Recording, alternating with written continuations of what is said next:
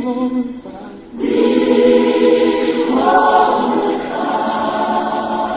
In our hearts, Lord. As we worship you together.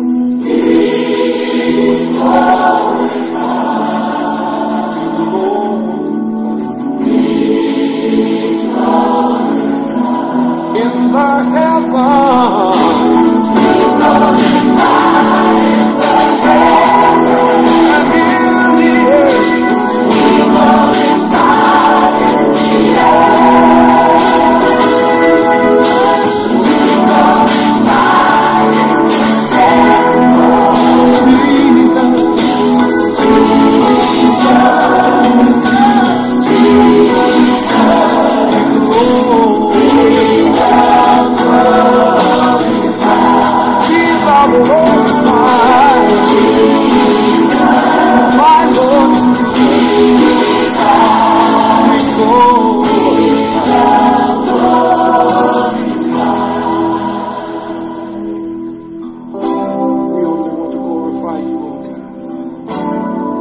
No flesh glory in your presence.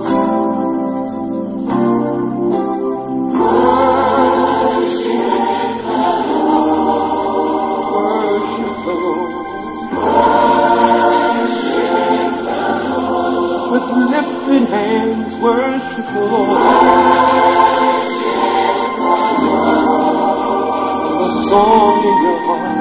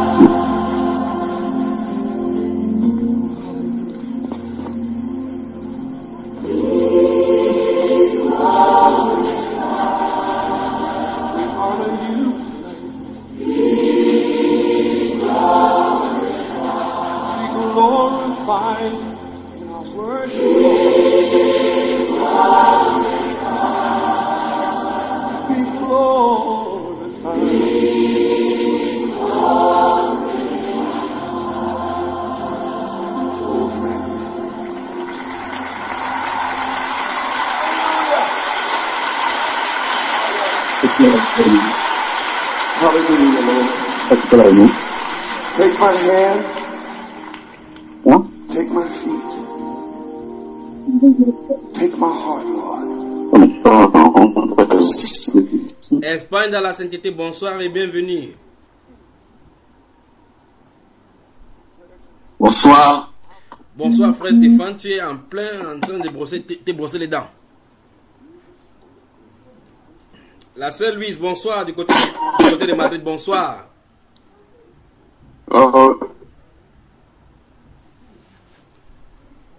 Bonsoir la sœur Louise.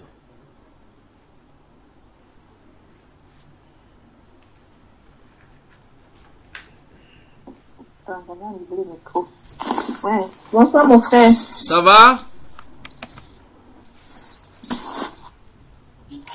Ça va bien, par la grâce de Dieu.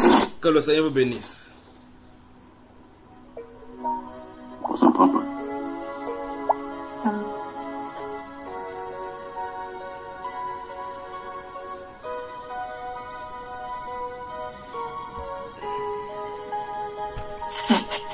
Stéphane est en train de faire quoi comme ça?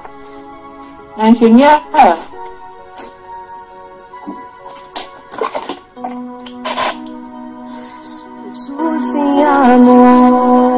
Espagne nada. Jesús te alabo. Yo quiero siempre estar a tu lado, Señor. Mi fortaleza, eres tu Señor. Y yo te canto de todo mi corazón. Sin ti, Jesús, yo no soy nada. Sin ti, Jesús, no puedo vivir. La fuerza yo la cojo en ti, porque tú solo me llenas de tu amor.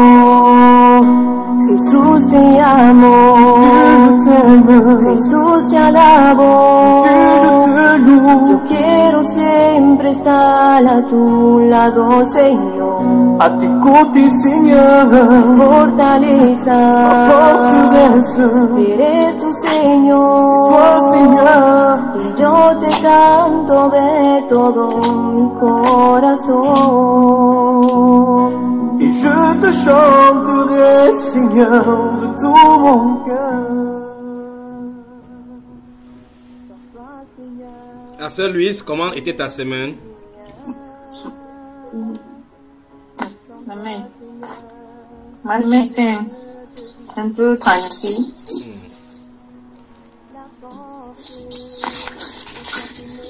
Ça va tout à fait, mais un peu tranquille. Que le Seigneur te bénisse. Amen. Apparemment, la connexion n'est pas bonne aujourd'hui. Tous tes amours. Bon, je te laisse chanter d'abord en attendant, d'accord? On n'est pas si bon aujourd'hui. Oui, D'accord. oui, je te laisse chanter le temps d'arranger la connexion, d'accord? Fortaleza, Ben, Toi, d'accord. Seigneur, eres tu Señor. je te chanterai, Seigneur, de tout mon cœur. Y yo te canto de todo mi corazón. Jesús te amo, Jesús te alabo. Yo quiero siempre estar a tu lado, Señor. Fortaleza, eres tu Señor.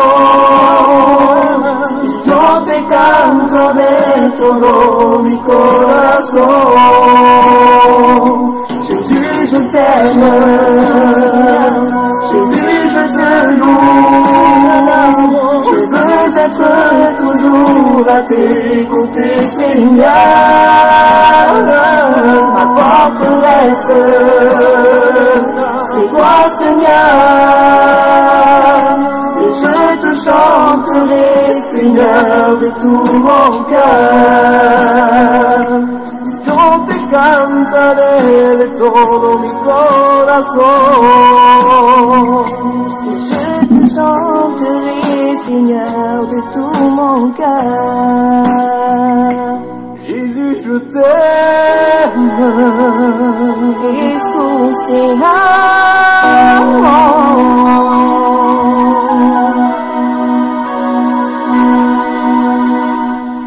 Voilà. Retour maintenant sur le forum Espagne dans la sainteté. Bonsoir et bonsoir à tous les forumistes. Bonsoir, mon frère. Très belle musique, n'est-ce pas? Très belle. Vraiment. Je peux écouter ça où? Je peux réécouter ça où? Oui. Tu Pourquoi? vas sur YouTube, tu tapes Jesus te amo. Isabelle Rodriguez, Joseph Santiago. Donc très belle cantine là de notre sœur Isabelle Rodriguez et Joseph Santiago. Frère, bonsoir. Bonsoir. ¿Cómo estás? Jesús te amo. Bien, bien. Doy gracias a Dios. Jésus, je Me voy bien también. Ah, gracias a Dios. ¿Cómo estás tu habitación? ¿Cómo está quién? La familia. Todo bien. Doy gracias a Dios. ¿A dónde está tu mujer? Estoy bien. Hey, estás ahí. Sí, J'arrive, va dormir, j'arrive. dame un poco. ¿A dónde está la madre? Señor Cifrano. Ça va? Aquí. Essaie à manger sur le dos là, comme j'ai un peu mal. Dis-la buena tarde. Le dos là, c'est grave, hein. Peut-être le dos là, il y a les enfants, ou.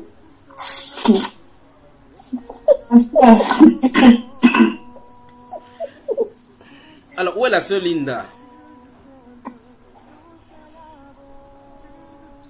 Je viens de lui envoyer un message, je ne sais pas si elle va se connecter. C'est sûr qu'elle a de dormir alors, ou bien? Le serviteur de Dieu, frère Stéphane, Dormir. je suis ravi de te rencontrer, de te voir encore ce soir. Moi aussi, frère.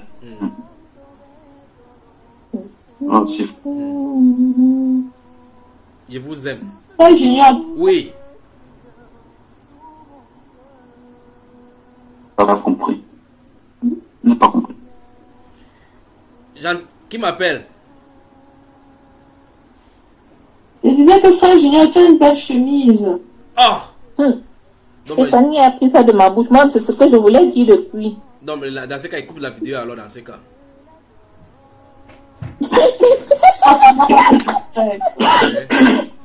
Cette chemise m'a été cousue par le frère Iba quand nous étions en Côte d'Ivoire. Donc je profite pour le saluer et pour lui dire que je lui rends grâce pour tout ce qu'il fait et pour tout le travail qu'il fait pour le monde entier. Amen.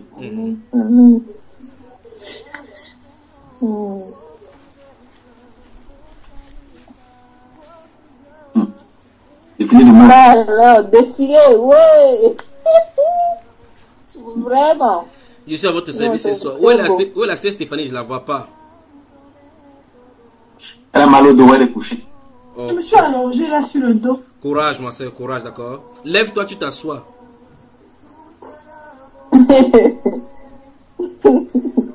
Ça va aller. Lève-toi, tu t'assois, lève-toi. Ok, je suis à votre service ce soir. Ça va avec les enseignements. Je crois que le frère est en train de bombarder toujours. Il ne fait que poster. Il y a beaucoup, hein. Il y en a tellement. Wow.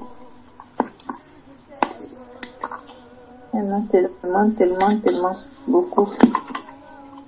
Donc vous voyez effectivement qu'il faut que je m'arrête d'autant que vous digérez un peu, non? On a mangé quoi pour digérer? C'est toi qui viens de dire que c'est toi qui viens de dire qu'il y a ça beaucoup. J'ai beaucoup d'enseignements, vraiment. Et les temps-ci, c'est... J'ai une paresse pas possible. Pourquoi? Wow. Moi aussi. Hein. C'est les temps, cette semaine-ci, non, la semaine passée. Mais une paresse vraiment paresse. Qu'est-ce qui explique ça, frère?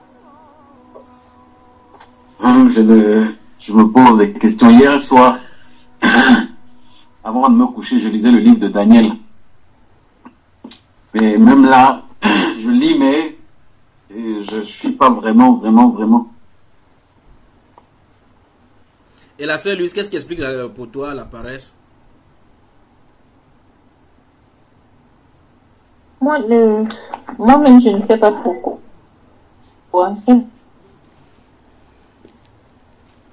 Romains chapitre 12. Que Dieu vous bénisse. Et là, qu'il arrive. Je ne sais pas pourquoi la connexion est mauvaise avec vous aujourd'hui. Je ne sais pas si c'est ici que la connexion est mauvaise ou c'est chez vous.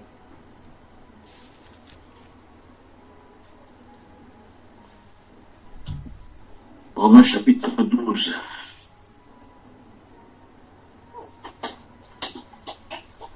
Romains chapitre 12. Oui. Je pars sur la base de ce que vous vous êtes plaint ce soir. Vous avez des problèmes de réseau souvent comme ça ou bien c'est chez nous qui a le problème?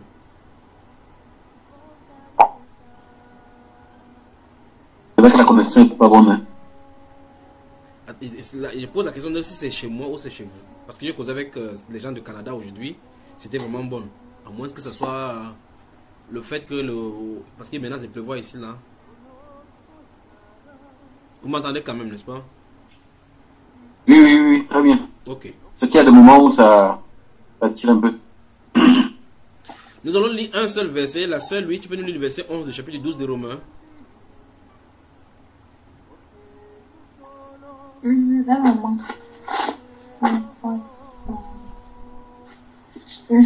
Romains chapitre 17, verset. Frère Stéphane, tu peux nous donner le verset? Verset 11. Voilà.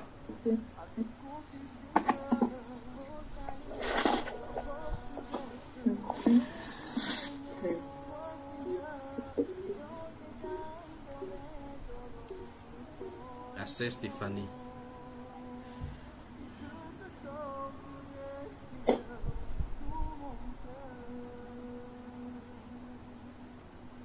Alors le verset...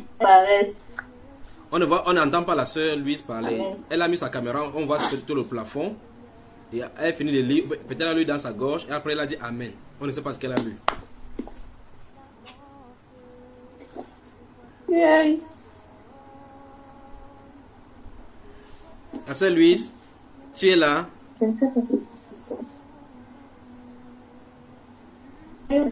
suis là. J'ai lu sur la connexion, je vais le lire. Oui, on ne t'a même pas entendu du tout. Allons-y. Ayez du zèle et non. Ayez et non de la paresse. Soyez servants d'esprit. Servez le Seigneur. Voilà, donc 3 commandements ou bien 4 dans ce seul passage. Allons-y, frère Stéphane lit également. Ayez du zèle, non de la paresse. Soyez fervents d'esprit, servez le Seigneur. Ne sont-ce pas là les commandements? Si, si. Donc il y a un problème. On n'a pas de justification en tant que chrétien pour dire que nous avons la paresse. Donc il y a quelque chose qui a introduit cela. Parce que ici, clairement, le Saint-Esprit vient de dire qu'on ait du zèle et non de la paresse. Donc on doit être toujours zélé et non la paresse. Puis dit, soyez fervents d'esprit. La sœur Louise est en train de bouger là. Je crois qu'il va falloir que tu sois un peu fixe, comme ça on puisse bien causer. C'est le téléphone, c'est pour ça que ça me fait bien le placer. Oui, tu ne peux pas t'asseoir et puis tu déposes quelque part. Je suis assise, je le tiens, je dois le tenir, c'est pour ça que je bouge. Eh bien, dans ce cas, ta batterie, je ne sais pas si ta batterie est en bon état. Il faut suivre ta batterie parce que ça peut éteindre à tout moment. Alors la Bible déclare dans ce livre de Romains chapitre 12 verset 11 que ayez du zèle et non de la paresse. Soyez fervents d'esprit, servez le Seigneur. Frère Stéphane, commentaire dans ce passage d'abord. Si je peux, avant l'introduction, avant le commentaire, je crois que ce qui m'a un peu cassé, c'est quand j'ai lu le livre de Matthieu chapitre 22, je crois à partir du verset... Quel verset encore? Non. Matthieu 22... On demandait le plus grand commandement. Quel verset encore? Voilà. Où les disciples ont demandé à Jésus quel est le plus grand commandement. Il a dit, tu aimeras Seigneur ton Dieu, de toute ton âme, toute ton cœur, toute ta pensée, de tout ton esprit. Voilà. Donc c'est quand j'ai vu, c'est 4, hein, c'est un peu. Oui.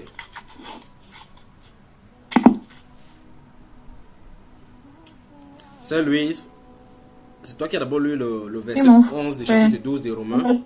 Qu'est-ce que tu en dis comme commentaire? Le temps que le frère Stéphane trouve son verset.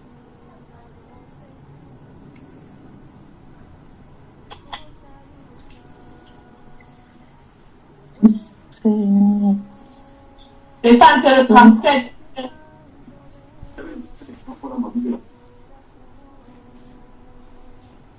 Ce verset-là vraiment dit beaucoup. Ayez utilisé le nom de la paresse. Ça dit qu'il faut être...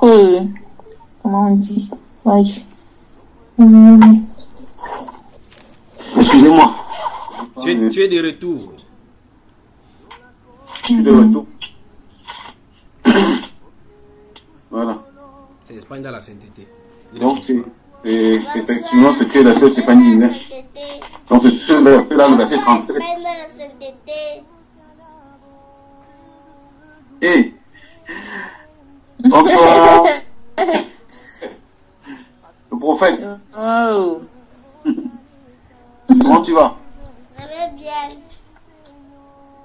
Eh, bébé bonheur. Bébé miracle. Bébé bonheur, bébé miracle. Bébé miracle. Il connaît pourquoi j'ai dit ça.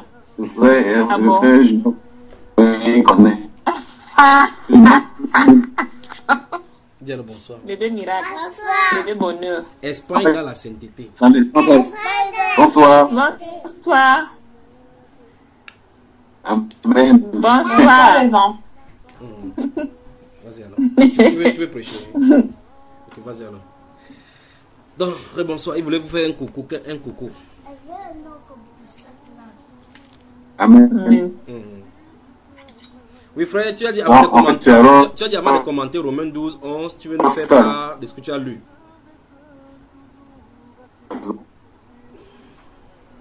C'est.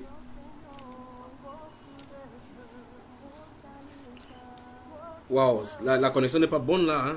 La seule, lui, c'est pas, tu vas se caler de son côté, n'est-ce pas? Le frère Stéphane, c'est pas les vidéos qui font ça. Non, c'est pas la vidéo. Il faut essayer de couper un peu les vidéos pour voir si ça va changer quelque chose. Oui, allons-y.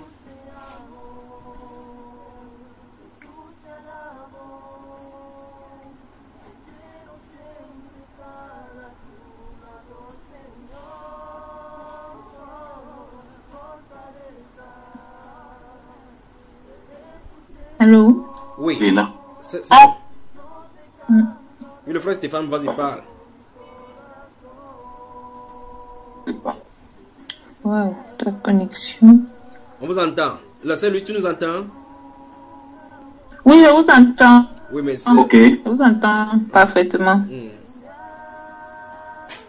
Je disais tantôt que, en lisant le livre de Matthieu, chapitre verset 37 à verset 39, Jésus lui répondit, tu aimeras le Seigneur ton Dieu de tout ton cœur, de toute ton âme et de toute ta pensée. Donc je me suis arrêté sur ce point-là, en examinant cœur, âme et pensée. Il y a aussi toutes tes Je forces. suis allé encore dans le... Dans un autre passage encore, il parle maintenant en ajoutant force. Ah, ok. Donc, c'est... Alors là, quand je posais les questions, donc ça m'a un peu poussé de toute ma pensée. Toutes ces pensées-là, parfois, Seigneur, pardonne-moi, tu as déjà imaginé tout genre de mauvaises choses dans ta tête. Le cœur, je suis un peu allé dans le livre de Deutéronome 6, verset 5, verset 9. Toutes ces choses-là, quand je lisais maintenant, je me posais des questions un peu sur chaque point. Et je disais à Stéphanie que est-ce que tout ça n'a pas aussi attrait à quand on dit que le corps, on disait quoi encore, esprit, corps et âme. Voilà, que ce n'est pas aussi dans tout cela que vraiment quand on lit ça, on comprend que nous, donc, tout notre être doit être pour la gloire de Dieu. Donc tout ce que nous faisons, pensons, agissons, vraiment que tout doit craindre de Dieu. Tout doit être vraiment pour l'amour de Dieu. Et je pense que c'est en regardant tout ça alors qui m'a un peu fait en regardant ma propre vie et regardant le commandement. Oui. Donc je me suis bloqué là et puis ça m'a un peu frustré quoi. Donc je vois que c'est depuis ça que j'ai été un peu refroidi parce que je me disais c'est trop fort ces mots là, est-ce que je respecte pas ça. Pas ça de tout mon cœur. Il y a des choses qui me sont passées dans ma vie et que j'ai pas eu un cœur de quelqu'un qui aime Dieu. Voilà, c'est un peu ça. Alors quand j'ai vu ça, ça m'a refroidi, me dire ah voilà. ça m'a un peu refroidi en fait. Donc, Eh bien. voilà un peu ce que je pense que pour moi, c'est la cause un peu qui m'a un peu freiné dans ça.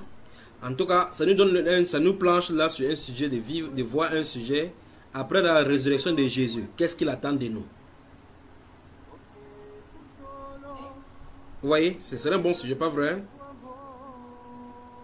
Oui, frère. C'est vrai. Maintenant, avant donc qu'on entre dans plein dans le sujet maintenant, qu'est-ce que Romains chapitre 12, verset 11 qu'on lit? Parce que tu faisais un détour ici afin de revenir sur la question Voilà. que j'ai posée. Mhm. Tu voulais introduire pourquoi la Donc, paresse est venue. Vas-y, frère. Et oui, il dit tu voulais introduire le pourquoi la paresse est venue pour justifier cela quoi. Voilà. Donc, maintenant, dans Romains 12, au verset 11, on dit « Ayez du zèle et non de la paresse. » Donc, nous devons être bouillants pour le Seigneur et non pas nous reposer sur nos lauriers. Comme le dit la Bible nous dit dans le livre de Proverbes, je crois, chapitre 8, si j'ai bonne mémoire, qui nous parle un peu de prendre l'exemple sur la fourmi pour le paresseux. Et la Bible nous recommande nous ordonne d'être bouillants pour le Seigneur. Il dit, soyez francs d'esprit, servez le Seigneur. Donc, ce sont des paroles d'encouragement et en même temps un commandement, comme pour nous dire que nous n'avons pas droit à affaiblir et à se relâcher, mais plutôt à être bouillants et avancer avec force pour servir le Seigneur. En tout cas, que le Seigneur te bénisse, mon frère. Amen. Que le Seigneur bénisse également la sœur Stéphanie. Bénisse toute la maison. Amen. Maintenant, on peut commencer ce soir avec ces sujets-là, non? Ça serait intéressant d'observer ces sujets.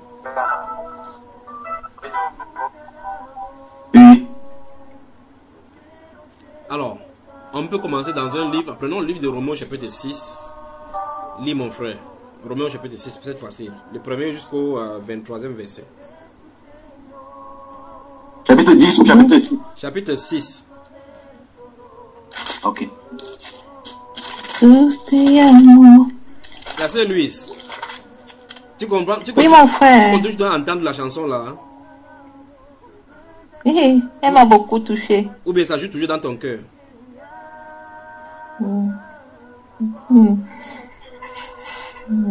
Que le Seigneur vous bénisse. Tu vas lire. Qui va lire alors? Amen. Au service. De quel verset à quel verset?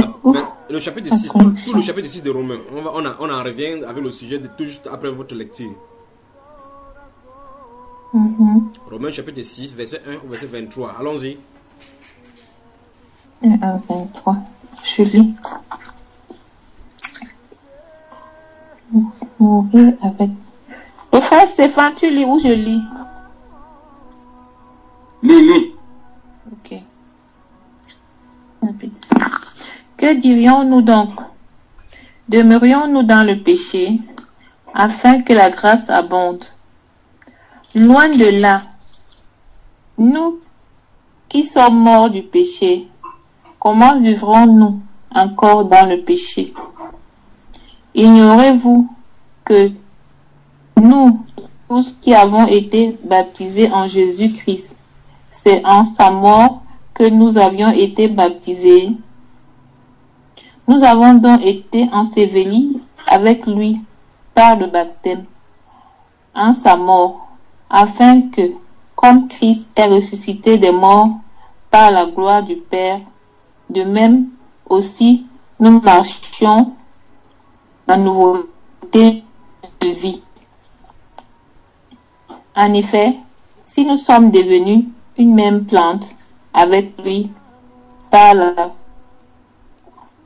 conformité à sa mort, nous le serons aussi par la conformité à sa résurrection, sachant que notre vieil homme crucifié avec lui, afin que le corps du péché soit réduit à l'impuissance, pour que ne soyons plus esclaves du péché. Car celui qui est mort est libre du péché. Or, si nous sommes morts avec Christ, nous croyons que nous vivrons lui, sachant que Christ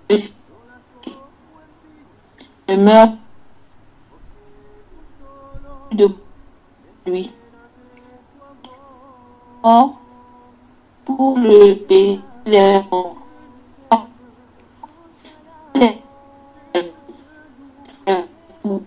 la connexion n'est pas bonne avec la sœur Louise, là, c'est désagréable. C'est désagréable. Regardez-vous.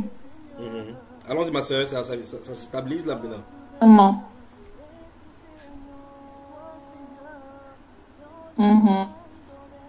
Verset 11.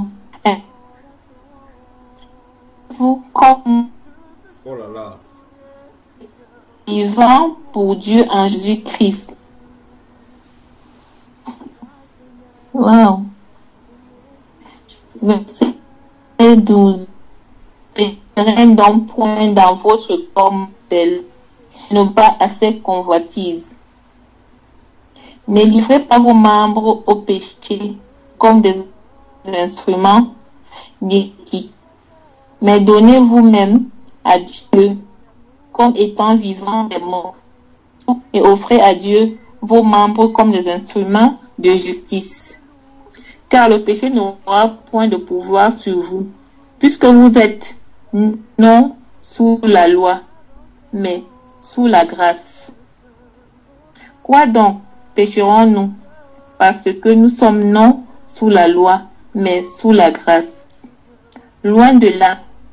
Ne savez-vous pas qu'en vous livrant à quelqu'un comme esclave pour lui obéir, vous êtes esclave de celui à qui vous obéissez, soit du péché qui conduit à la mort, soit de l'obéissance qui conduit à la justice? Mais grâce soit rendue à Dieu de ce après avoir été esclave du péché, vous avez obéi du cœur à la règle de doctrine dans laquelle vous avez été instruit. Ayant été affranchi du péché, vous êtes devenu esclave de la justice. Je parle à la manière des hommes. Oh.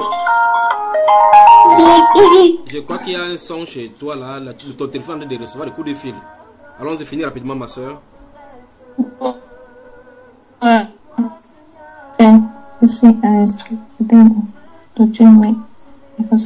Ouf, j'étais encore ouf. Mais grâce soit rendue à Dieu de ce que, après avoir été esclave du péché, vous avez obéi du cœur à la règle de la doctrine dans laquelle vous étiez instruit. Ayant été affranchi du péché, vous êtes devenu esclave de la justice. Je parle à la manière des hommes, à cause de la faiblesse de votre chair.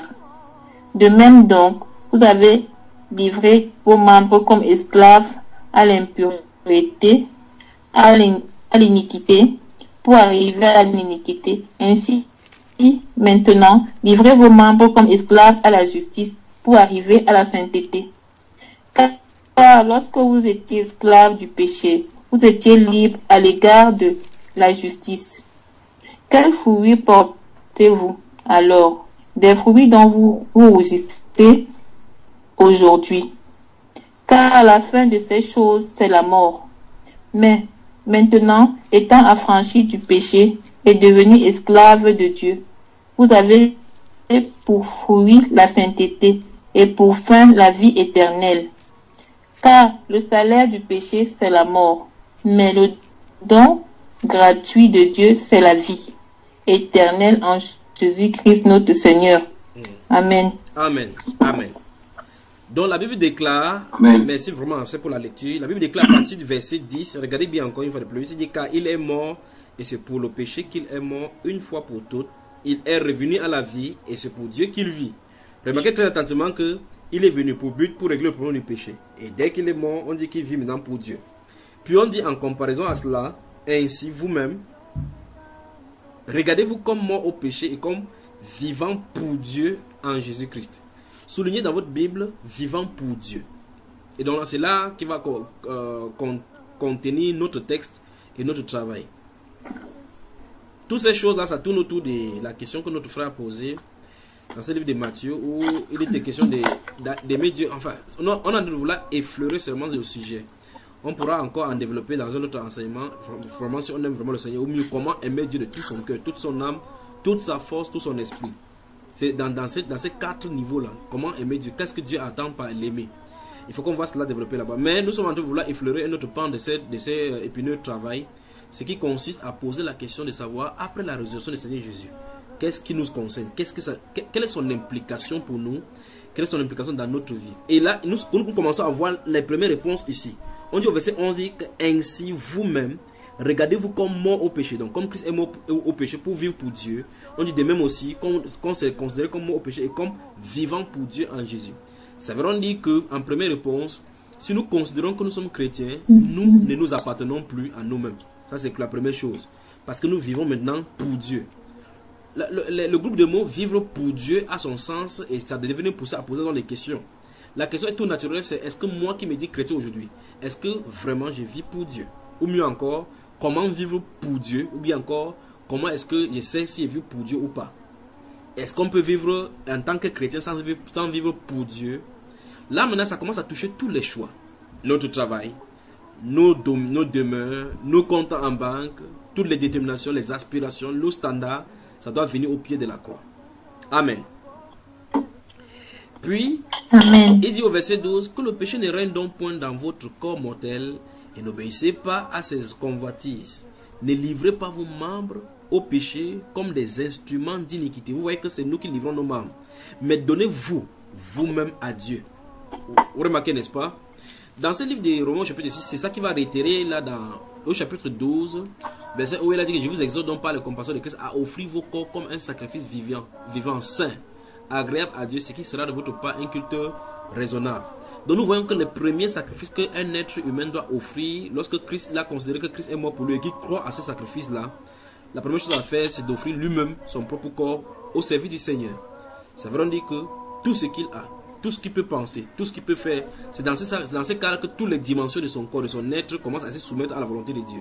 Il faut nécessairement, absolument, que tout le corps de l'homme puisse se soumettre à Dieu. Sa pensée, son âme et son esprit soient soumis à la volonté du Seigneur. C'est-à-dire que Dieu puisse en faire de cela ce qui lui plaît.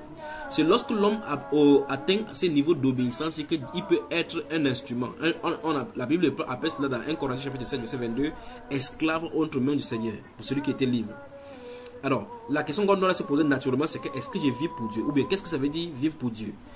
La première réponse est, vivre pour Dieu revient à faire taire toute notre volonté. Toute notre volonté pour faire uniquement la volonté du Seigneur. Ouvrons pour cela Jean chapitre 5. Avant qu'on va revenir à ces Romains, pour continuer. Que Dieu vous bénisse. Peuple de Dieu. Que le Seigneur vous bénisse. Amen. Amen. Jean chapitre 5. Jean le chapitre 5. Chapitre 5, je suis frère. Vous êtes dans le chapitre 5. La sœur Lucie y est aussi. Non, je vois qu'elle est déconnectée. Non, je suis là. Il est en poste. Je suis là. Le frère. Je suis là, c'est l'image que j'ai enlevée, c'est tout. Ah, d'accord, d'accord. Ok. Je suis là. Voilà. On y va. Jean chapitre 5. Qui est déjà ma soeur? Oui, j'y suis. Verset. Lui, verset 40 à 44 d'abord.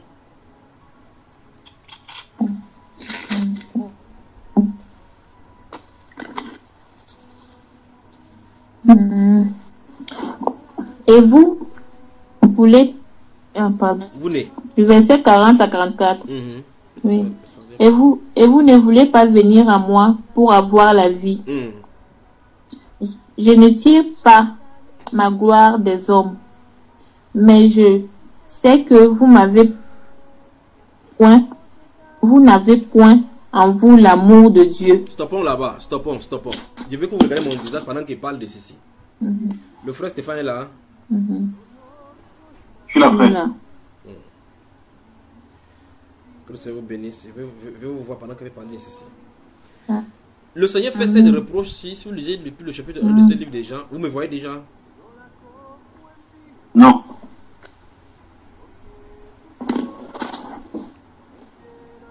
Vous me voyez? C'est bon, n'est-ce pas? Oui, on te voit. le Seigneur fait ses reproches aux pharisiens. Si vous lisez à partir du verset 1, il y avait une fête à Jérusalem et Jésus était monté à cette fête-là. En bordure de ces portiques-là se trouvaient des malades en grand nombre. La Sainte-Louise ne bouge pas. Quand tu bouges, ton micro bouge là. Alors le Seigneur Jésus-Christ va guérir un homme. Et puis au verset 14, il va rencontrer cet homme-là. Il lui a dit, va et ne pêche plus. De peur qu'il ne t'arrive rien de pire. À partir de là, ça va amener un engrenage de poser des questions.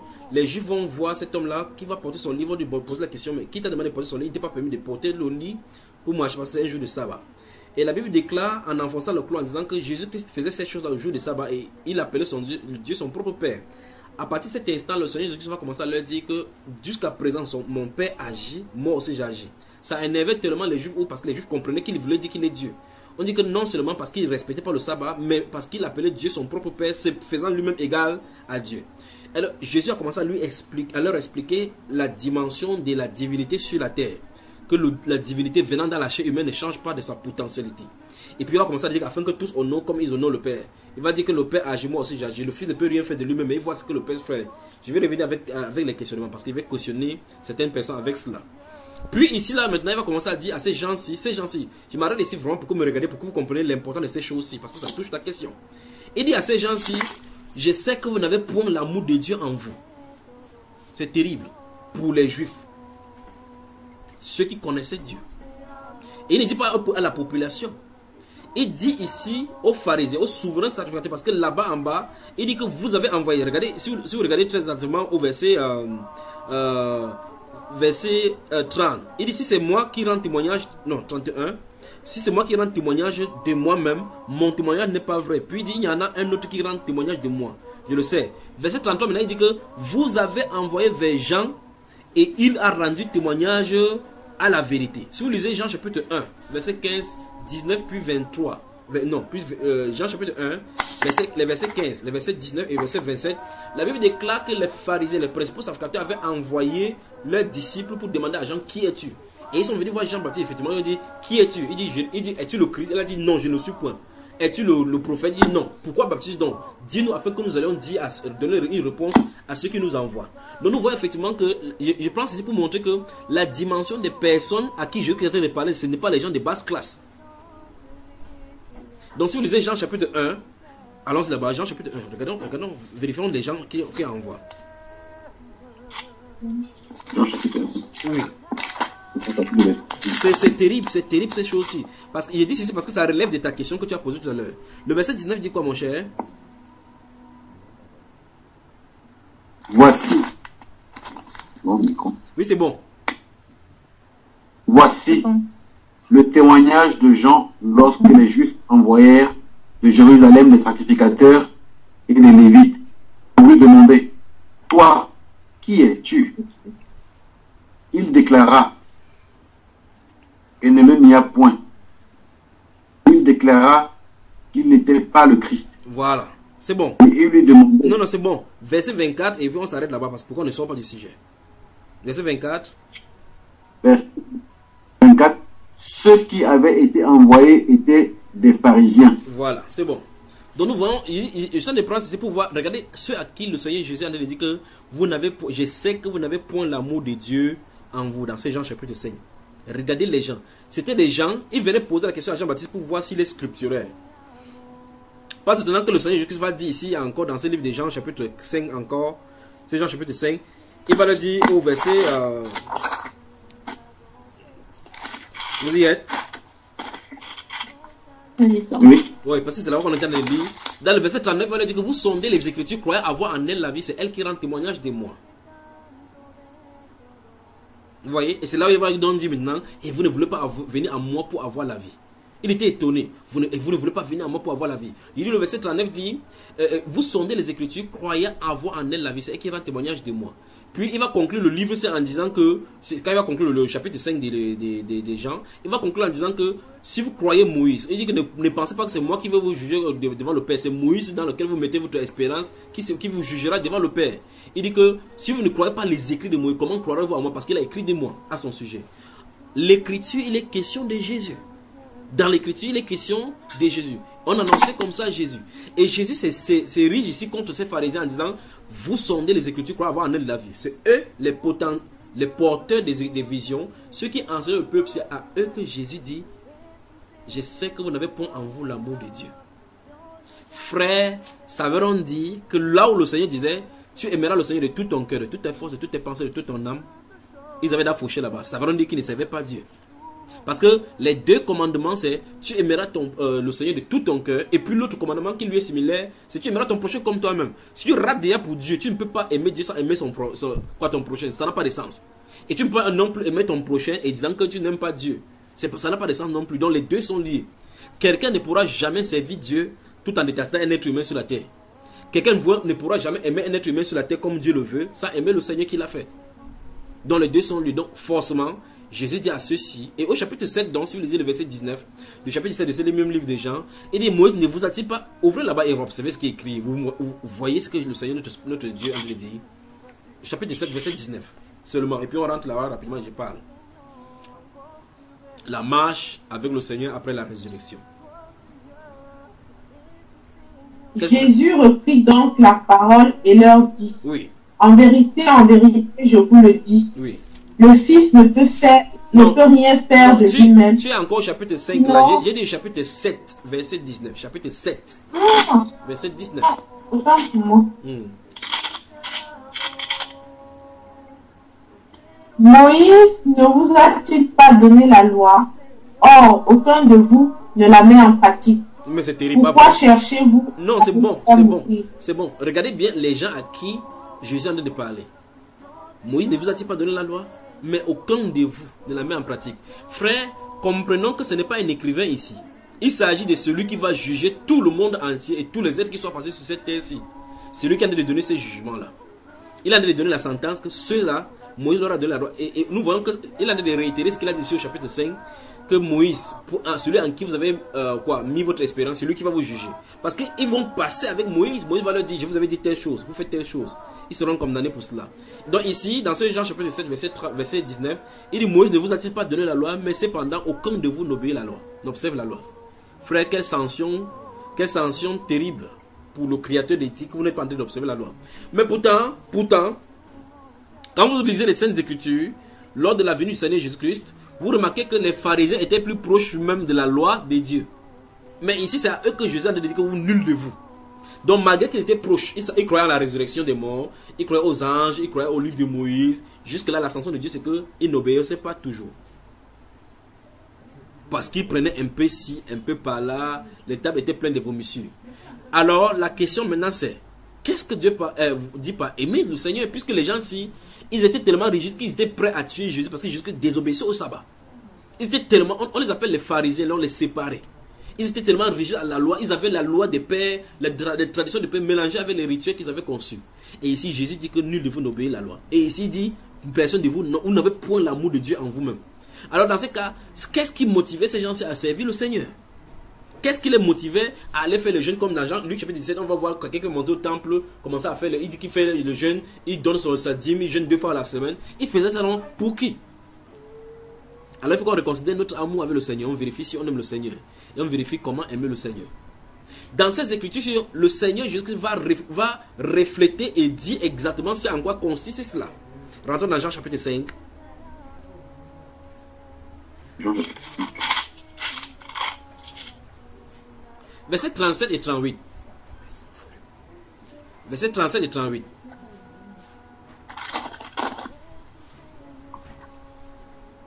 « 37 et 38. Et le Père... 37, oui, c'est bon. Et le Père... 37 à 1. Et le Père qui m'a envoyé a rendu lui-même témoignage à mon sujet. Vous n'avez jamais entendu sa voix. Vous n'avez pas vu son visage. Et sa parole n'habite pas en vous, puisque vous ne croyez pas en celui qui m'a envoyé. Voilà. Donc ça commence à montrer là. Donc Jésus montre clairement qu'il y a une relation de cause à effet par rapport à ce qu'on fait de Jésus, que la parole tabernacle en nous ou que ça ne tabernacle pas en nous, ça fait de ce que nous faisons du Seigneur Jésus, comme envoyé du Seigneur. Si nous rentrons au verset 28, au verset 30 de ce même chapitre 5 là des Jean, le verset 30, qu'est-ce que ça dit le frère Stéphane? Verset 30. Oui. Je ne peux rien faire de moi-même selon que j'entends. Je juge et mon jugement est juste. Parce que je ne cherche pas ma volonté, mais la volonté de celui qui m'a envoyé. C'est en cela que ça consiste la marche chrétienne après la résurrection du Seigneur Jésus. Après la résurrection du Seigneur Jésus-Christ, donc toute personne qui veuille marcher en Dieu doit marcher non selon sa volonté, mais de la volonté de celui qui l'a envoyé.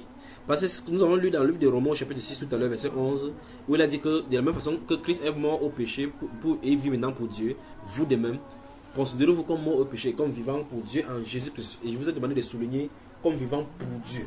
Vivant pour Dieu en Jésus-Christ. Donc nous voyons effectivement que vivre pour Dieu, c'est d'abord la première chose à faire, c'est laisser l'expression de la volonté de Dieu parcourir tout notre être. C'est ici donc on comprend effectivement que l'âme humaine est têtue. Parce que abandonner sa volonté entre les mains de Dieu, ce n'est pas chose facile. Ce n'est pas chose facile. Et donc Jésus dit ici que son jugement est juste parce qu'il juge selon la justice, et parce qu'il ne fait pas pour faire sa propre volonté. Comme il veut faire ce que Dieu a dit, par conséquent, il sait effectivement qu'il est dans la volonté parfaite de Dieu. Parce qu'il vit pour Dieu. Dans le chapitre 6, il va dire la même chose. Il va donner cette expression de cette volonté. Que la volonté du Père, c'est que quiconque voit le Fils et croit en la vie éternelle, et je le ressusciterai au dernier jour. Donc la première chose à faire, c'est que, comme on a vu dans ce verset 37 et 38, c'est que pour que la parole demeure en vous, première chose, tu dois croire en Jésus. Parce qu'il a dit que ces paroles ne demeurent pas en vous parce que vous ne croyez pas à celui qui l'a envoyé. Lorsqu'on croit au Seigneur Jésus-Christ, c'est l'accès. Parce que c'est par lui qu'est reconnu tout le trésor de la sagesse. Vous refusez Jésus-Christ, il n'y a pas de possibilité. C'est que tu vas sonder les Écritures, avoir des contradictions dans les Écritures, avoir des bonnes choses dans les Écritures, sans jamais avoir accès au Père. Parce que le Père a donné l'ouverture, c'est par Jésus. Il est le chemin, il est l'accès. On dit par lui, par son sang, par le sang de sa croix, nous avons les uns les autres accès. Si ce n'est pas comme ça, c'est déjà zéro pour commencer. Donc, dès le départ, première chose, nous voyons qu'après la résurrection du Seigneur Jésus, il y a un style de marche que les chrétiens doivent marcher. Le verset 12 de Romains chapitre 6 nous a dit, de la même façon, que le péché ne règne donc point dans notre corps mortel. Et n'obéissons pas à ses convoitises. Puis il dit que de la même façon comme dans le passé, nous avons remis nos membres au péché, maintenant, au service du péché, maintenant, remettons de la même façon, il dit vous de même, offrez-vous vous-même à Dieu, des vivants que vous étiez. Vous voyez? Offrez vos membres comme des sacrifices, comme des instruments de justice pour que Dieu puisse les utiliser. Or, ici, le Saint-Esprit dit clairement que nous devons les offrir. Dans 1 Corinthiens chapitre 6, le verset 19 à 20, la Bible déclare que quand vous avez été rejeté à un grand prix, glorifiez donc Dieu dans votre corps et dans votre esprit qui appartient à Dieu. Donc, c'est vrai, 2 Corinthiens chapitre 5.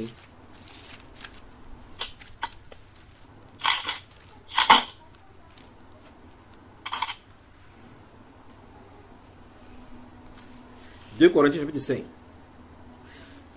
Tu vois le frère Stéphane, la question que tu as posée, ou tu t'es posée, ou ça t'a donné les mots de tête, c'est intimement lié à ceci. Parce que pour pouvoir marcher sans cette paresse-là, et étant dans le zèle, il faut qu'on soit en intimité avec le Seigneur. Dans son intimité, qu'il soit en nous permanemment pour nous y conduire. Sinon, parce que la chair va toujours s'affaiblir. Il dit donc que la chair est faible, mais l'esprit est disposé. La marche dans l'esprit n'a pas de faiblesse. La marche dans l'esprit n'a pas de faiblesse, mais la chair aura toujours des faiblesses parce qu'elle est soumise à des conditions ici. L'esprit n'est pas soumis à des températures ni à des pressions. Voilà. Maintenant, 2 Corinthiens chapitre 5, lisons le verset 15 seulement. C'est merveilleux le verset 15. Prenons le verset 14 et 15. Et qu'il est bon. Prenons le verset 14 et 15. Car l'amour de Christ nous presse parce que nous estimons que si un seul est mort pour tous, tous donc sont morts, et qu'il est mort pour tous, afin que ceux qui vivent ne vivent plus pour eux-mêmes, mais pour celui qui est mort et ressuscité. Et ressuscité pour eux. Pour eux, n'est-ce pas? Donc, la dimension de l'amour que le Seigneur a manifesté à la croix pour nous. Vous m'entendez? La dimension de l'amour du Seigneur Jésus. La dimension de l'amour que le Seigneur a manifesté à la croix pour nous. Si nous saisissons cet amour, nous comprenons que c'est directement proportionnel à ce que nous manifestions en retour. Parce que l'apôtre Paul dit que l'amour de Christ nous pousse. Parce que nous estimons que si un seul est mort pour tous, tous donc sont morts. Donc le jour que Christ allait à la croix, il crucifiait le péché avec sa chair, avec la chair, à la croix. C'était terminé là-bas. Et de telles enseignes que, comme le Romains chapitre 6, nous avons pris notre texte de base, le disent, de même que de telles enseignes que ceux qui vivent ne vivent plus pour eux-mêmes, mais vivent pour Dieu, c'est-à-dire en nouveauté de vie. Mais la question, c'est dans ces 2 Corinthiens chapitre 5, c'est le verset 17 que les gens aiment prendre pour dire chaque fois que si quelqu'un est en Christ, il est une nouvelle créature, les choses anciennes sont passées. Mais chaque fois, on s'arrête sur ces versets sans remarquer qu'il y a les versets 14, 15 et 16 qui disent quelque chose avant d'arriver là-bas. La première chose, avant d'arriver au verset 17 de 2 Corinthiens chapitre 5, où il est écrit donc ces fameuses phrases-là, si quelqu'un est en Christ, il est une nouvelle créature, les choses anciennes sont passées. Ça commence d'abord depuis le verset 14 où il dit, en effet, dans le verset 14 où il dit, car l'amour de Christ nous pousse, nous presse, parce que nous estimons que si un seul est mort pour tous, tous donc sont morts. Il faut d'abord que ceci soit vrai pour chacun. Regardez la hardiesse avec laquelle les apôtres fonctionnaient. Ils avaient tellement perdu les boules, perdu le nom quant aux choses de ce monde-ci, déréglé quant aux choses de ce monde-ci, parce qu'ils vivaient comme si le Seigneur viendrait le lendemain. Ils étaient totalement dans l'espérance de la venue du Seigneur Jésus. Maintenant, on est tellement plutôt perdu dans les affaires du monde où plutôt il faut l'évangile maintenant pour nous débarrasser d'abord de ça afin de nous concentrer dans les choses d'en haut. Le verset 15 donc nous dit effectivement, le verset 15 nous dit que et qu'il est mort pour tous afin que ceux qui vivent ne vivent plus pour eux-mêmes. Ah, ce groupe de mots est terrible. Donc ça dit si quelqu'un dit que Christ est mort pour lui, la question naturelle c'est est-ce que tu continues à vivre pour toi-même ou pour Dieu? Parce que la Bible déclare, si nous estimons qu'un seul est mort pour tous, alors tous sont morts. Et par conséquent, ça veut dire que, d'après le verset 15, que ceux qui vivent ne vivent plus pour eux-mêmes. La question vient donc, est-ce qu'après la résurrection du Seigneur Jésus, est-ce que nous qui nous considérons chrétiens, est-ce que nous vivons vraiment pour Dieu? Est-ce que tout ce que nous avons, c'est pour Dieu? Je crois qu'on doit s'étendre sur ce sujet-ci dans tous les domaines. Comment le travail doit être pour Dieu? Notre foyer doit être pour Dieu. Nos décisions doivent être pour Dieu. C'est quand même curieux qu'aujourd'hui, on va prendre des décisions, on ne sait pas quelle est la décision, quelle est la volonté de Dieu. Pourtant, nous prions chaque fois et nous enseignons même cela aux gens que Père, notre Père qui est au ciel, que ton nom soit sanctifié, que ta volonté soit faite sur la terre comme au ciel. La volonté ne tombe pas dans la mer, ça ne tombe pas dans la rue. Sa volonté est exprimée au travers des êtres qui sont sur la terre. Par exemple, s'il veut que l'Espagne se change, on met le nom maintenant Guantanamo. Il va falloir que quelqu'un prenne une décision, on va désormais appeler ça. Ça ne sort pas du ciel comme ça pour tomber Guantanamo, non. Des tractations arrivent et puis c'est présenté et que le nom sorte. Tout comme la famine qu'il a érigée sur la terre plusieurs fois, il a érigé la famille, il a préparé Joseph. Quand il a érigé les Juifs, les Israélites en Égypte, il a préparé Moïse pour les faire en sortir. Pour changer le cours de l'histoire, il a toujours préparé les gens. Mais aujourd'hui, on dit que ta volonté soit faite sur la terre comme aux cieux. On récite ça seulement, on ne pose pas la question. Est-ce que moi, je suis dans la position où je contribue à ce que sa volonté se réalise? Que veut dire donc, quand il dit que ta volonté soit faite sur la terre comme aux cieux, qu'est-ce qu'il veut par là dire? Quand il dit que ton règne vienne, qu'est-ce qu'il est en train de dire en tant que moi qui suis fils de ce royaume-là? Qu'est-ce que ça implique pour moi? C'est-à-dire, vivant sur la terre, j'ai le rôle d'implémenter le rôle, ou mieux la vie de ce royaume-là sur la terre avant que ça ne se manifeste physiquement. Nous sommes les prémices, nous sommes les préliminaires du royaume. Et de telle enseigne que notre style de vie doit être le style de vie du royaume d'en haut. Nous ne vivons pas avec le modèle calqué sur le royaume d'en bas qui est déchu et prêt d'être détruit et jeté au feu. Nous vivons en fait par rapport à ce royaume. Mais c'est manifestement de ce royaume dont nous parlons, mais c'est contradictoirement du royaume terrestre dont nous vivons. Et donc, le Seigneur Jésus nous montre clairement ici qu'il faut que nous vivions non plus pour nous-mêmes.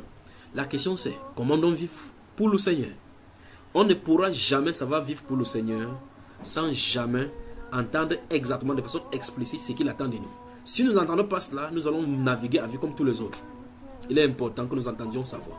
Aux Juifs, ici dans le chapitre 5 des gens que nous avons lu là-bas, il a dit qu'il connaît le Père, que vous n'avez jamais entendu sa voix et vous n'avez jamais vu sa face. Pourtant, ils sont dans les Écritures chaque fois. Donc, ça veut dire que le style de voix que Jésus a de parler n'est pas les voix des Écritures. Parce que ceux-là sont des Écritures, croient avoir en la vie. Donc, malgré qu'ils sont dans les Écritures, la voix de Dieu ne parlait pas au travers de ces Écritures pour révéler le Seigneur Jésus. Quand la voix de Dieu ne parle pas dans les Écritures pour révéler le Seigneur Jésus, Jésus, dans les Écritures, devient une pierre d'achoppement pour toi. le rejet des scandales. Et c'est ce qui est devenu pour eux. Donc, si Dieu parle à toi en tant qu'élu, même au travers des Écritures, ça va se faire retentir dans ton être. Si ça ne le fait pas, il ne le parle pas audiblement. Il ne parle pas par des sons de façon claire. Il ne parle pas par les Écritures. Tu es fichu. Alors il dit, vous sondez les Écritures, croyez avoir en elle la vie. Et il dit, vous ne voulez pas venir en moi afin d'avoir la vie. Donc ceux-ci sondaient les Écritures pour avoir la vie. Mais la personne qui était la vie était manifestement devant eux. Et il leur a dit, à partir du verset 14 du chapitre 5, là, de ces gens-là, il a dit que de même que le Père donne la vie, il a donné au Fils d'avoir la vie en lui-même. Le Père ne juge lui-même personne, mais il a remis tout jugement au Fils. Il juge parce qu'il est le Fils de l'homme. Tous ces problèmes-là, ils comprenaient seulement que Jésus, quand il les attaquait pour leur dire qu'il est le Dieu manifesté en chair. C'était leur problème là-bas. Pourtant, il leur avait dit cela dans Isaïe 35. Que le jour là, au jour il va venir là, Dieu lui-même viendra et il vous sauvera. Alors les boiteux marcheront, les aveugles verront et sauteront. C'est ce qui était écrit, le voilà devant eux. Vous sondez les Écritures, croyez en voir en elle la vie. Et ici, Jésus leur dit que leur problème, c'est qu'ils n'ont pas entendu la voix du Père. Ils n'ont jamais entendu la voix du Père. Jamais entendu la voix du Père. Ils n'ont jamais entendu la voix du Père. Tu m'entends? Je crois que la sœur... Oui, ton micro. Non, mon micro est ouvert. Le micro de la seule interférence. Oui, c'est son micro qui en a grisouillé là comme ça. C'est le micro de la seule qui faisait interférence là. Oui. Bon. Donc je crois qu'elle a suivi. Donc dans ce verset 15, la Bible déclare dans ce verset 14, verset 15 de 2 Corinthiens 5. J'ai dit ceci et j'insiste parce que chaque fois on saute, on peut citer le verset 17 en disant que si quelqu'un est en Christ, il est une nouvelle créature. Je vais par là dire que pour que quelqu'un confesse ce verset-ci, il faut qu'il soit totalement abandonné au Seigneur. Remarquez très attentivement le cause à effet. Si quelqu'un est en Christ, il est une nouvelle créature. Ça veut dire qu'il y a une nouvelle façon de penser, une nouvelle façon d'agir. On regarde seulement dans le cadre des délivrances, du cadre des sorcelleries. Non, c'est tout l'être. Donc il faut que tout notre être soit imbibé en Christ. Regarde, vivant pour Dieu, en Jésus-Christ. Vivant pour Dieu, en Jésus-Christ. Dans Colossiens chapitre 2, verset 6 et suivant, il dit maintenant que vous avez reçu le Seigneur Jésus-Christ, marchez en lui. Marchez en lui. On doit marcher en lui. Comment on peut marcher en Jésus-Christ, notre Seigneur, avec notre propre pensée, notre propre projet? Et pourtant, lui dit, mes pensées ne sont pas vos pensées. Donc, il y a une marche conséquente après la résurrection. Cette marche-là, c'est premièrement, on doit marcher selon la volonté de Dieu, c'est-à-dire abandonner notre propre volonté entre ses mains et laisser sa volonté, laisser sa parole nous gouverner. Ça suppose que c'est sa parole qui régit notre vie, règle notre vie.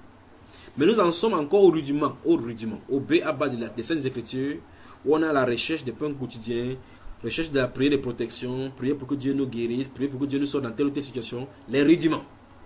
Pourtant, on a des dimensions à atteindre, où on doit être des maîtres, des déclarants des oracles du Seigneur. Ça, nous sommes en 2018 ans après la mort et la résurrection du Seigneur Jésus. C'est là où on en est encore.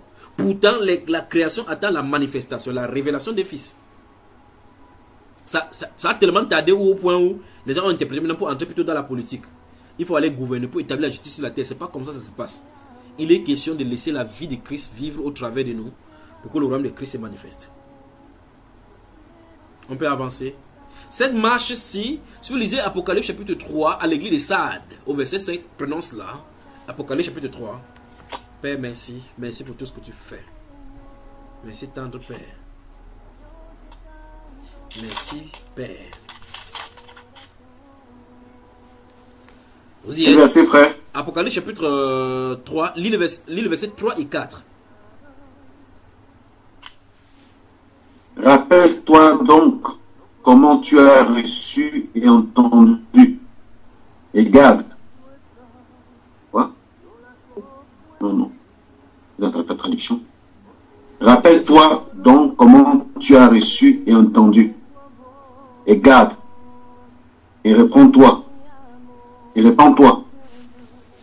Si tu ne veilles pas, je reviendrai comme un voleur et tu ne sauras pas à quelle heure je viendrai sur toi. Aussi. Cependant, tu as à Sardes quelques hommes qui n'ont pas souillé leurs vêtements.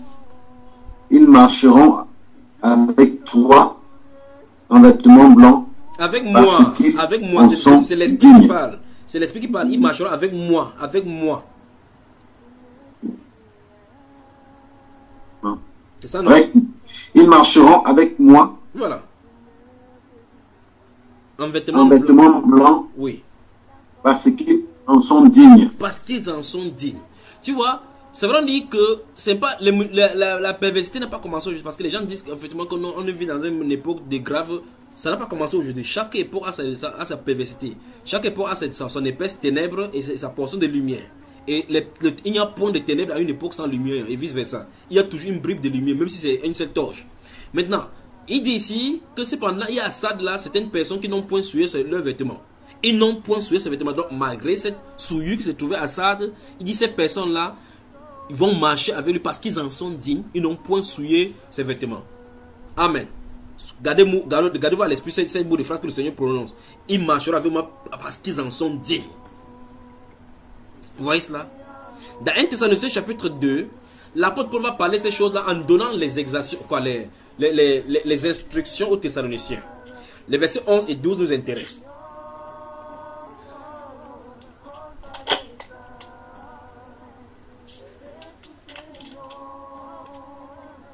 Thessaloniciens chapitre 2, versets 11 et 12. Oui. Vous savez aussi que nous avons été pour chacun de vous ce qu'un père est pour ses enfants. Oui. Vous exhortant, vous consolant, vous conjurant de marcher d'une manière digne de Dieu qui vous appelle à son royaume et à sa gloire. Amen. Vous entendez ce que les apôtres disaient? Donc ils exhortaient les gens nuit et jour. Ces personnes-là de marcher de manière digne de Dieu. Ce sont les choses qu'ils développent au fur et à mesure, parce que c'est la même chose qu'il a dit. Nous avons lu ça dans Romains chapitre 6. Nous avons lu ça dans le livre de Romains chapitre 12. J'ai cité cela. Ici, il en dit. Et Jésus, nous venons de voir cela, que le Seigneur Jésus, à Sade, à l'église de Sade, dit cela, qu'ils vont marcher avec lui, avec des vêtements blancs, parce qu'ils n'ont point souillé leurs vêtements, et ils marcheront avec lui parce qu'ils en sont dignes. Amen. Ouvrons le livre de Colossiens maintenant. Amen. Colossiens maintenant, chapitre 1, les versets 9 et 10 aussi. Colossiens chapitre 1, versets 9 et 10. Oui. C'est pour cela que nous aussi, depuis le jour où nous en avons été informés, nous ne cessons de prier Dieu pour vous et de demander que vous soyez remplis de la connaissance de sa volonté en toute sagesse et intelligence spirituelle, pour marcher d'une manière digne du Seigneur et lui être entièrement agréable, portant des fruits en toutes sortes de bonnes œuvres et croissant par la connaissance de Dieu. Vous voyez, frère, vous voyez ce que les apôtres disaient. Regardez ce qu'ils disaient. Le but pour lequel ils prêchaient l'évangile, après que les gens aient cru, ils les exhortaient tout simplement de marcher d'une manière digne du Seigneur. Quand on marche d'une manière digne du Seigneur, on va produire le fruit et on va grandir dans la connaissance du Seigneur. Voilà, remarquez très attentivement tout ce qu'on a de lire là et remarquez les différentes églises dans lesquelles ça se trouvait. Aux Corinthiens, ça se trouve dans 1 Corinthiens chapitre 6, verset 19 à 20. Aux Colossiens, tout à l'heure on va voir cela dans le livre d'Éphésiens. Ici aux Colossiens, il a dit la même chose. Aux Thessaloniciens, il a dit la même chose. Jésus va enterrer pour dire maintenant ceux de Sade vont marcher avec lui parce qu'ils en sont dignes. Ils n'ont pas souillé leurs vêtements. Et nous voyons effectivement que ces vêtements-là, l'épouse qui porte cela, on dit que ce sont les œuvres justes des saints. Dans Apocalypse chapitre 19, n'est-ce pas? Verset 8, verset 7, 6 à 8. On dit que ce sont les vêtements, ces vêtements éclatants puis ce sont les œuvres justes des saints. C'est-à-dire, notre vie doit témoigner que nous appartenons au royaume d'en haut. Notre vie doit témoigner que nous appartenons au royaume d'en haut. Pas seulement en parole. Parce que toute notre aide doit être imbibée de cette volonté.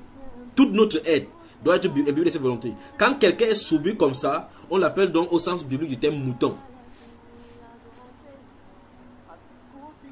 Mouton, brebis. Parce que les brebis ne décident pas pour elles-mêmes. N'est-ce pas, frère? Mais en réalité, très souvent nous appelons, wow, je suis disciple du Seigneur Jésus-Christ, mais nous ne voulons pas suivre la discipline. Nous convoquons le Seigneur, mais nous le dérangeons. Nous voulons mettre notre propre discipline, notre propre raisonnement. Et il a donné ses prescriptions pour qu'on les observe avec soin. C'est terrible.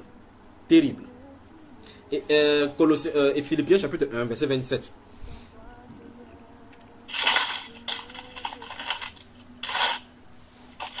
Philippiens 1, verset 27. Seulement, conduisez-vous d'une manière digne de l'évangile de Christ, afin que, soit que je vienne vous voir, soit que je reste absent, j'entende dire de vous que vous demeurez ferme dans un même esprit, combattant d'une même âme pour la foi de l'évangile. Amen. Il dit seulement conduisez-vous d'une manière quoi? D'une manière digne de l'évangile. Pas seulement de l'évangile. Parce qu'on peut dire parler de l'évangile de prospérité. Il a dit l'évangile de Christ. L'évangile de Christ. Donc l'évangile de Christ a pour but, voilà, l'évangile de Christ a pour but de nous amener à marcher comme il veut, donc selon sa volonté. Donc conduisez-vous d'une manière dans la marche, dans la volonté de l'évangile qu'on vous a présenté en Christ Jésus. Vous voyez cela? Afin que si l'apôtre Paul vient, qu'il ne vient pas, qu'il entend seulement dire que quoi? Qu'on demeure ferme dans la foi qu'on professe. Et il est sûr qu'en ces jours-là, ils n'auront pas prêché en vain, ils sauront que le travail a été bien fait. Amen. Éphésiens. Amen. Éphésiens chapitre 4, verset 1.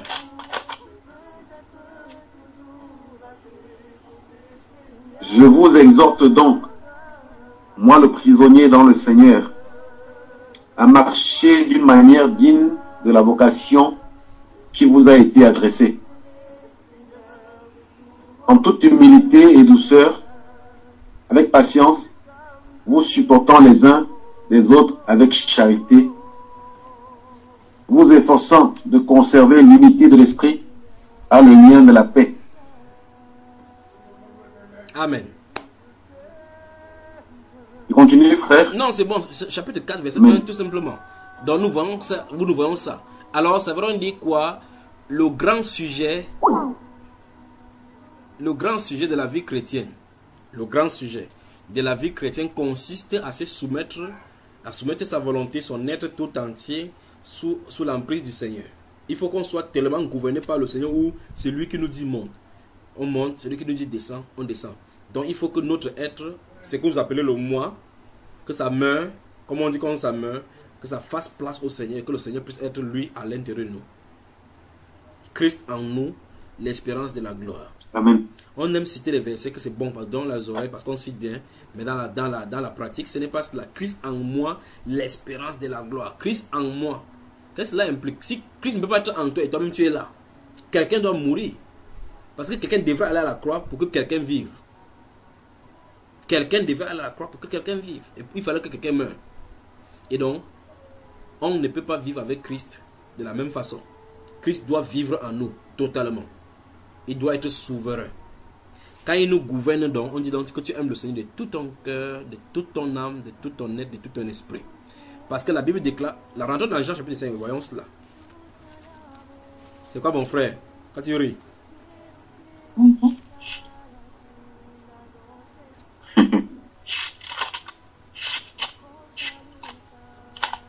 Jean chapitre 5.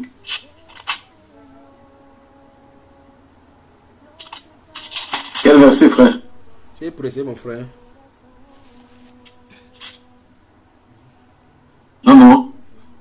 Il est précis. Tu es pressé pour nous? Donc, non. On lit alors. Je redis encore doucement.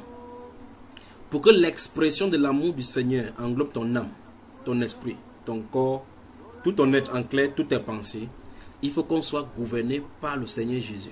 Si on n'est pas gouverné, parce que son expression qu'il voit, il doit voir cela au travers de Christ. Puisque ceux-ci ont cherché à voir l'écriture, à voir dans l'écriture comment on fait pour plaire à Dieu, ils n'ont pas pu.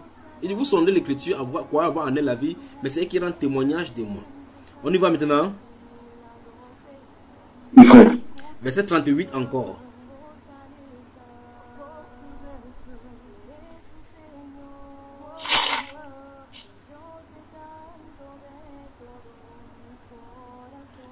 Et sa parole ne demeure point. Oui. Et sa parole ne demeure point en vous, parce que vous ne croyez pas à celui qu'il a envoyé. Voilà. Vous sondez les Écritures parce que vous pensez.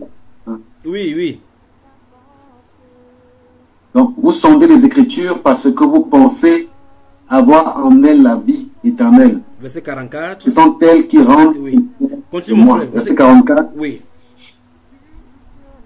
Comment pouvez-vous croire, vous qui tirez votre gloire les uns des autres et qui ne cherchez point la gloire qui vient de Dieu seul? Vous voyez le problème dans ces genres de versets. Vous voyez le problème dans ces genres de versets. Il dit, comment pouvez-vous croire? Donc l'un des obstacles de la vraie croyance, c'est que tu crois, si la gloire que tu viens de chercher, c'est la gloire des hommes, tu es fichu. Comme d'autres personnes, vous allez voir par exemple un prédicateur qui va dire que non, je vois un Américain comme ça qui était riche, je le prends pour mon modèle, il faut que je sois riche. L'évangile c'est pour la richesse et autres. À cet instant-là, il s'est noyé. Dès le départ, il s'est noyé. Il dit, comment pouvez-vous croire, vous qui tirez votre gloire les uns des autres? Vous voyez? Et qui ne cherchez pas point la gloire qui vient de Dieu seul. Donc en clair, chaque être humain, pour croire de la bonne façon, doit avoir le regard fixé sur Dieu. Mais quelqu'un prend en imitation. Il voit telle personne est riche, il commence à comparer à cette personne. Et la Bible déclare que le simple fait même de se comparer les uns les autres, se comparer à quelqu'un, c'est déjà un manque de sagesse. Parce que chaque personne est unique sur la terre. Et sera jamais et toujours unique.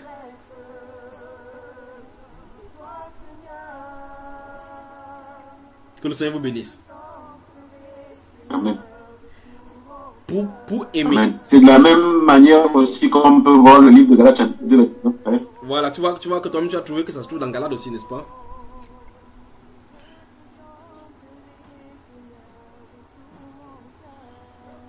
Amen. La connaissance est stable, je peux parler maintenant parce qu'il veut dire quelque chose.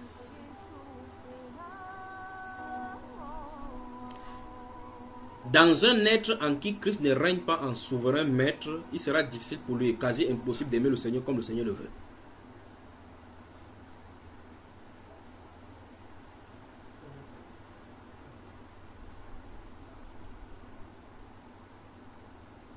Vous m'avez suivi, n'est-ce pas? Moi, je t'ai pas bien suivi, frère. Dans un être, répète ce qu'il dit mon cher frère Stéphane. Dans un être où Christ ne règne pas comme Seigneur et Sauveur, non, il serait difficile. Non, pas comme Seigneur. Il ne doit pas régner comme Sauveur. Sauveur, il l'a déjà fait. Il doit être souverain. Souverain. Il est difficile à cette personne de... Difficile, voire impossible. Mais... Difficile, voire impossible d'aimer le Seigneur de tout son cœur, de tout son être, de toute sa force, de toute son âme. Pour ne pas dire il ne peut pas le faire. Parce qu'en réalité, remarque bien ce que l'apôtre Paul a dit dans 2 Corinthiens chapitre 5 verset 14 que nous avons lu. Il dit car l'amour de Christ nous pousse. Vous avez remarqué ça, nous presse. L'amour de Christ nous presse.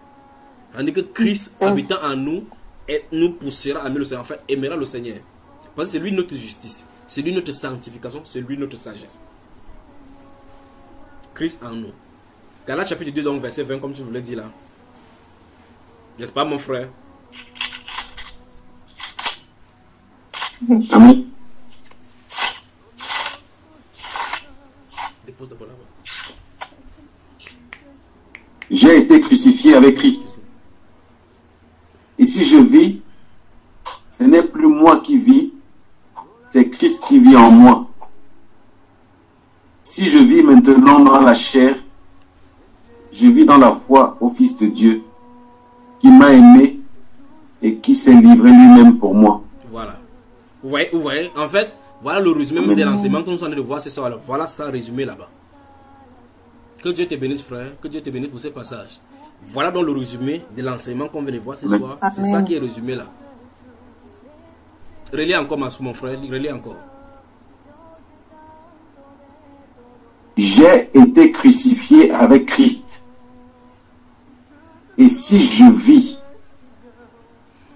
ce n'est plus moi qui vis. Entourez-moi là-bas dans ce passage. C'est Christ qui vit en moi. Entourez-moi et puis vous entourez Christ. Merci, Père. Merci, Père. Donc, vous voyez que quelqu'un doit être détrôné et l'autre intronisé. Les deux ne peuvent pas cohabiter.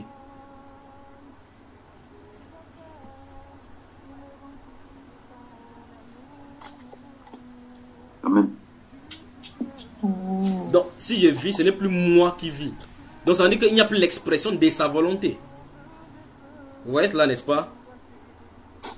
Il ne vit plus pour lui-même.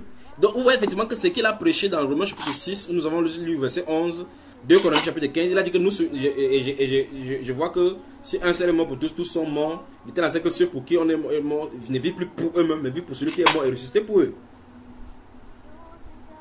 Ça a commencé par lui.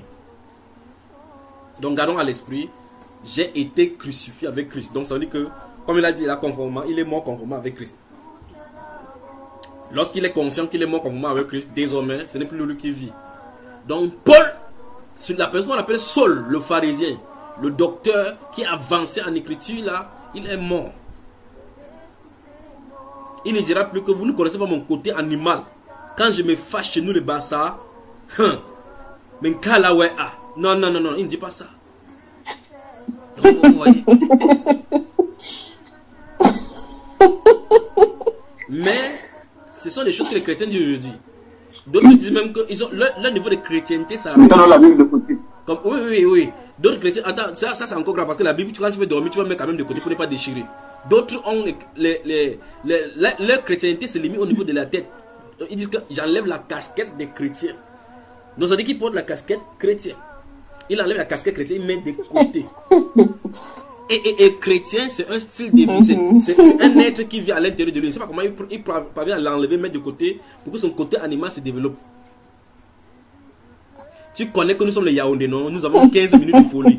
Je vais manifester ma folie en toi là. Tu ne me connais pas bien. J'étais un ancien maître de karaté. Si je fais le tachi sur toi. Donc vous voyez qu'effectivement, et par la suite, on va dire, si nous sommes en Christ, nous sommes une nouvelle créature. Les choses anciennes sont passées.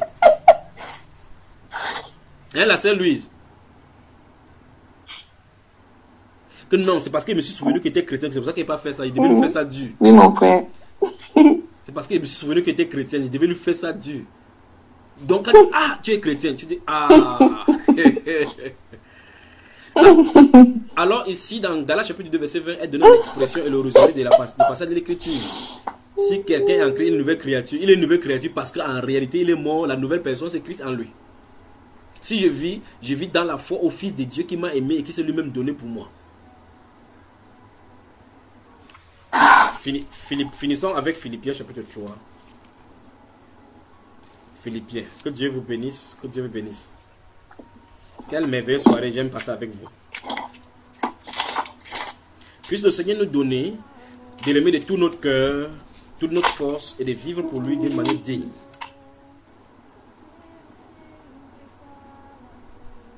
Vous y êtes? Chapitre 3, verset 4 à 8. Philippiens, chapitre 3, verset 4 à 8.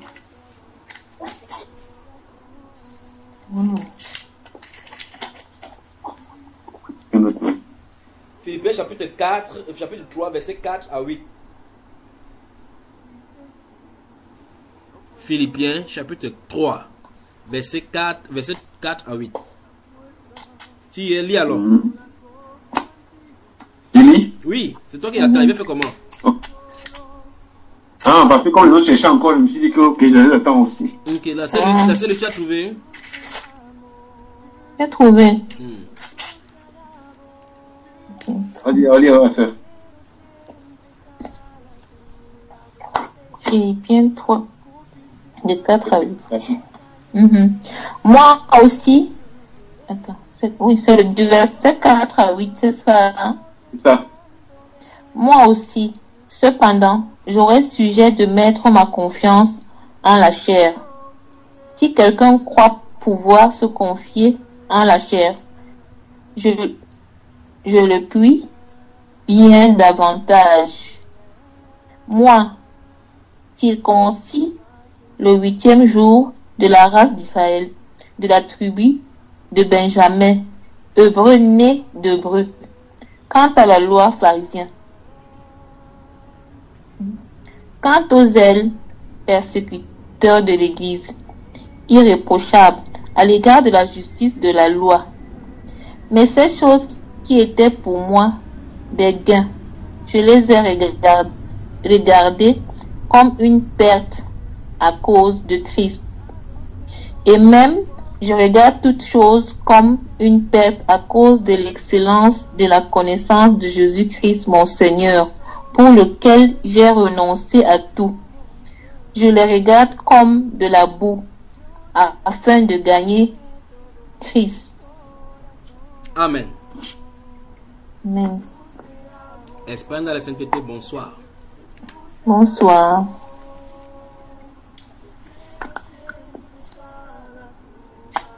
Que le Seigneur te bénisse. Le frère Stéphane me montre Amen. là en disant que nous avons fait seulement Amen. 50 minutes. Non.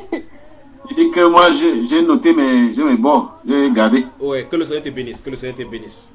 Donc prenons, prenons une respiration musicale. D'accord? Jesús te amo. Ah, Amen. Jesús te amo.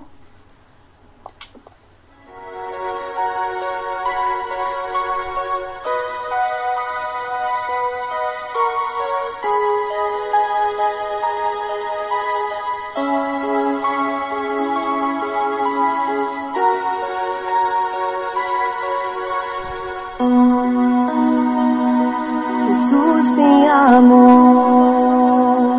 Jesús te alabo, yo quiero siempre estar a tu lado, Señor, mi fortaleza, eres tu Señor, y yo te canto de todo mi corazón. Jesús, yo no soy nada. Sin ti, Jesús, no puedo vivir. La fuerza, yo la cojo en ti, porque tú solo me llenas de tu amor. Jesús te amo, Si je t'aime, Jesús te alabo, si je te loue, yo quiero siempre estar a tu lado, Señor, à tes côtés, Seigneur, fortaleza, forteresse, eres tu Señor, toi, Seigneur, y yo te canto de todo mi corazón. et je te chanterai, Seigneur, de tout mon cœur. Sans toi, Seigneur, je ne suis rien. Sans toi, Seigneur, je ne peux vivre. La force, c'est toi qui me la donnes. Parce que toi seul, tu me remplis de ton amour. Jésus, je t'aime, Jesús te amo, Jésus, je te loue, Jesús te alabo, je veux être toujours à tes côtés, Seigneur, a tu lado, ma Señor, forteresse, mi fortaleza, toi, Seigneur, eres tu Señor, je te chanterai, Seigneur, de tout mon cœur. y yo te canto de todo mi corazón. Jesús te amo, Jesús te alabo, yo quiero siempre estar a tu lado, Señor, fortaleza, eres tu Señor, yo te canto de todo mi corazón. Jésus, je t'aime, Jésus, je te loue, je veux être toujours à tes côtés, Seigneur, ma forteresse, c'est toi, Seigneur, et je te chanterai, Seigneur, de tout mon cœur. Yo te cantaré de todo mi corazón. Et je te chanterai, Seigneur, de tout mon cœur.